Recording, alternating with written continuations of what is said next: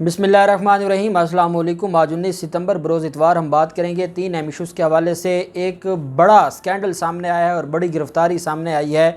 कराची में जरदारी माफिया और बिलावल हाउस का ख़ास आदमी गिरफ़्तार हुआ है। बड़ी अहम तफसीलात हैं जो मैं आपके साथ शेयर करने जा रहा हूँ। साथ हम बात करेंगे कप्तान ने चीफ़ इलेक्शन कमिश्नर के सर पर डंडा मार दिया है और अपना जो बल्ला है वो घुमा दिया है। बड़ी अहम तफसीलात हैं वो मैं आपके साथ शेयर करूँगा। और कप्तान के एक्शन के बाद मरीम नवाज़ और मरीम नवाज़ की नौकरानी चीख पड़ी है और चीफ़ इलेक्शन कमिश्नर की तर्जमान बन के उन्होंने जो हंगामी प्रेस कॉन्फ्रेंस की और जो इल्ज़ाम लगाए हैं वो भी बड़ी दिलचस्प हैं।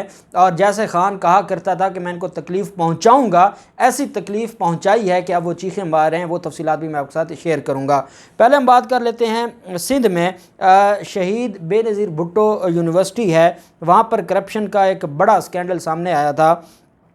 उस पर अब FIA ने कार्रवाई की है। शहीद बेनज़ीर मेडिकल यूनिवर्सिटी है, वहाँ पर यह कार्रवाई की गई और साबिक project director engineer Abdul Waheed मंगी को गिरफ़्तार कर लिया गया है FIA की तरफ से। गिरफ़्तार होने वाले इंजीनियर अब्दुल वहीद मंगी पर यूनिवर्सिटी की तामीर में 40 करोड़ रुपए बदउनवानी का इल्ज़ाम है। FIA का ये कहना है कि मुलज़म को सखर मुंतकिल कर दिया है, पीर को अदालत में पेश करेंगे फ़िज़िकल रिमांड के लिए।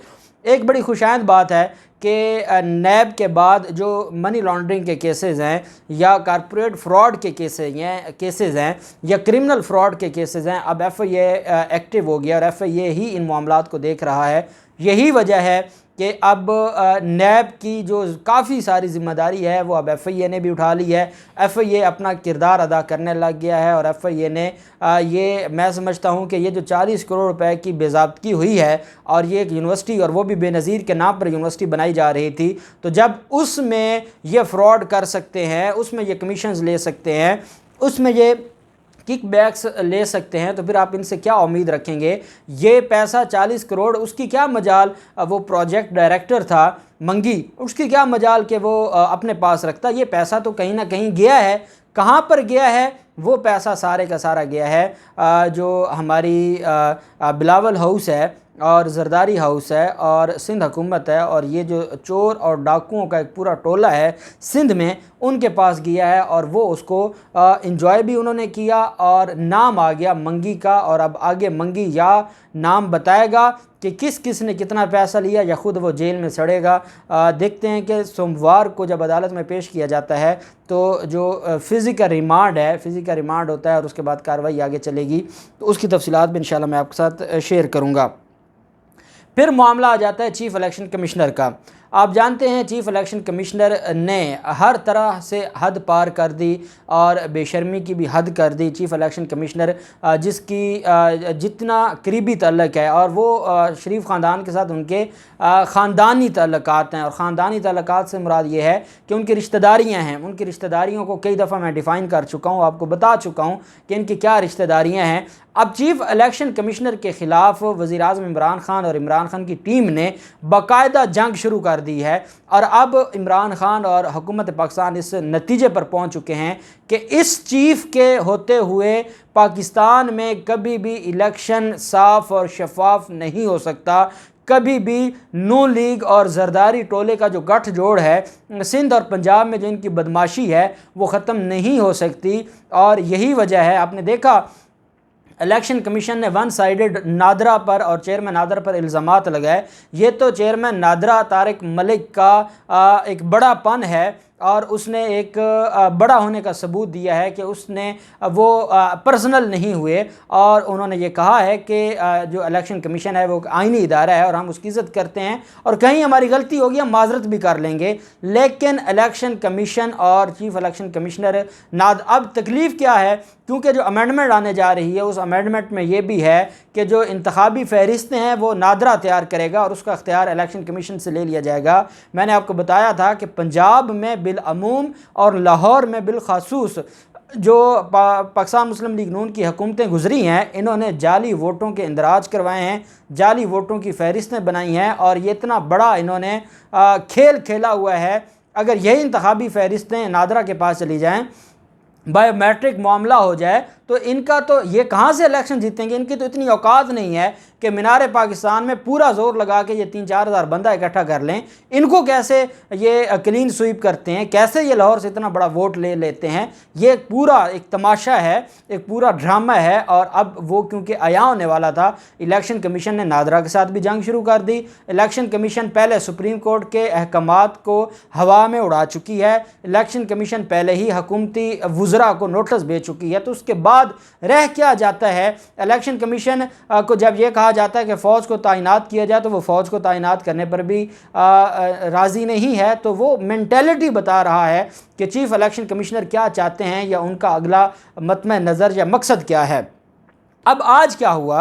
आज हुकूमत पाकिस्तान ने और वज़ीर आज़म इमरान ख़ान की मुशावरत के बाद और वज़ीर आज़म इमरान ख़ान के हुक्म के बाद फवाद चौधरी ने एक दबंग सी प्रेस कॉन्फ्रेंस की है और फवाद चौधरी ने चीफ़ इलेक्शन कमिश्नर को आईना दिखा दिया है।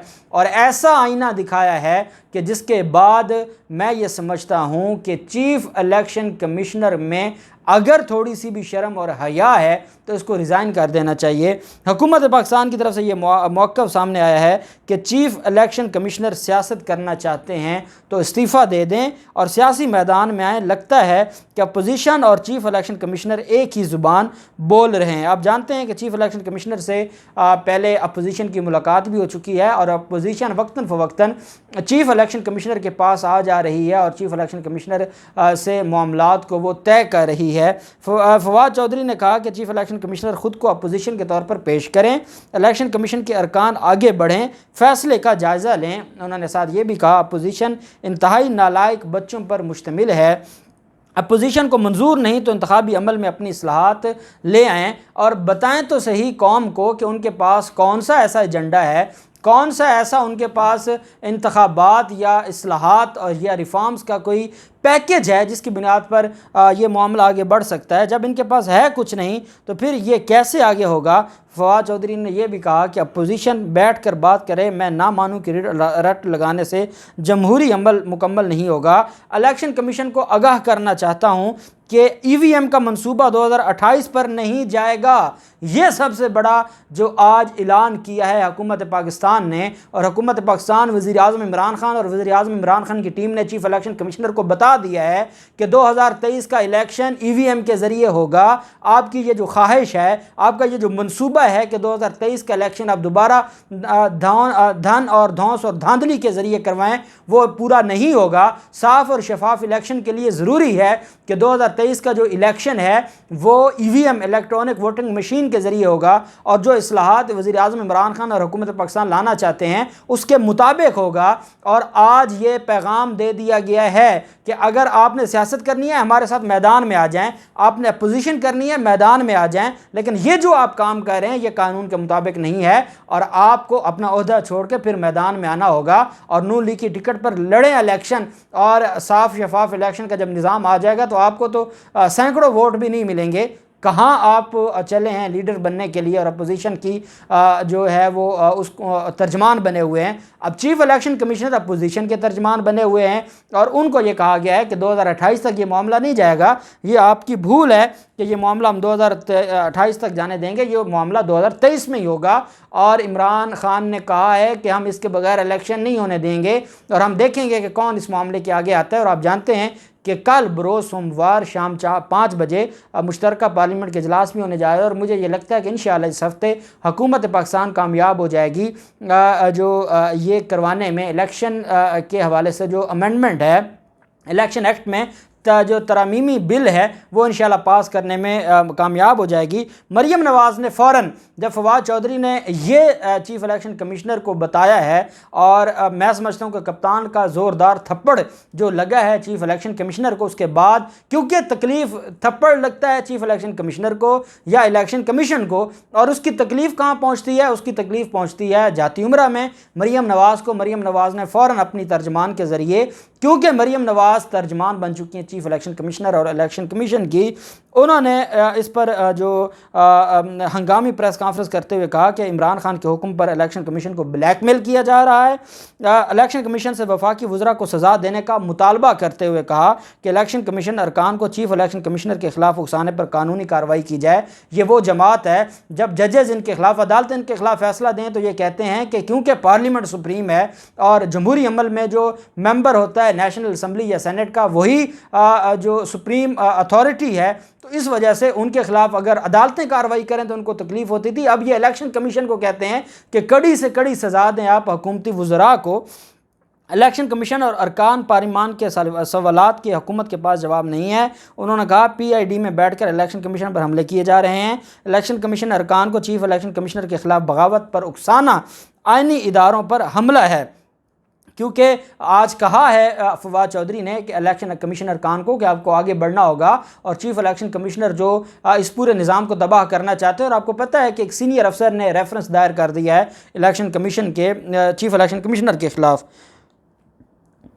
साथ मरियम औरंगज़ेब ने कहा कि इलेक्शन एक्ट आर्टिकल 10 के तहत इलेक्शन कमीशन वफाकी वज़रा के खिलाफ कानूनी कार्रवाई करे। इलेक्शन कमीशन पर संगीन इल्ज़ामात हुकूमत की गैर जमहूरी और आमराना सोच की पैदावार है। RTS की पैदावार हुकूमत और उसके वज़रा चीफ इलेक्शन कमिश्नर पर बेबुनियाद इल्ज़ामात लगा रहे हैं। अब देखिए कैसी वकालत और तर्जमानी कर रही है मुस्लिम लीग नून। चीफ इलेक्शन कमिश्नर और अरकान आइन और कानून की ज़ुबान बोल रहे हैं, हुकूमत को समझ नहीं आती। इमरान खान साहब गैर कानूनी फ़ॉरेन फंडिंग से निजात के लिए इलेक्शन कमीशन पर दबाव डाल रहे हैं। गैर कानूनी फ़ॉरेन फंडिंग केस में मन मर्जी का फैसला लेने के लिए इलेक्शन कमीशन को ब्लैकमेल किया जा रहा है। उन्होंने कहा कि डस्का इलेक्शन की धुंध और इलेक्शन चोरी की रिपोर्ट रुकवाने के लिए इलेक्शन कमीशन पर दबाव डाला गया। डस्का और अब कंटोनमेंट बोर्ड इलेक्शन के नतायज का गुस्सा इलेक्शन कमीशन और चीफ इलेक्शन कमिश्नर पर निकाला जा रहा है। और उन्होंने कहा कि हम चीफ इलेक्शन कमिश्नर के साथ खड़े हैं और हुकूमत कोई भी एक्शन लेगी तो हम दीवार बन जाएंगे चीफ इलेक्शन कमिश्नर के सामने। यह है इनकी जमहूरियत। मैं समझता हूं कि अब कप्तान रुकने वाला नहीं है और चीफ इलेक्शन कमिश्नर के खिलाफ जो बगावत शुरू कर दी और ऐलान जंग किया है हुकूमत पाकिस्तान ने, यह इंशाअल्लाह मंतकी अंजाम तक पहुंचेगा और चीफ इलेक्शन कमिश्नर को घर जाना पड़ेगा। वो इतना डिस्प्यूटेड हो चुका है कि वो एक आईनी इदारे के सरबराह के तौर पर बैठ ही नहीं सकता। अल्लाह पाक पाकिस्तान का हामी नासिर हो। बहुत शुक्रिया। अल्लाह हाफिज़। पाकिस्तान जिंदाबाद।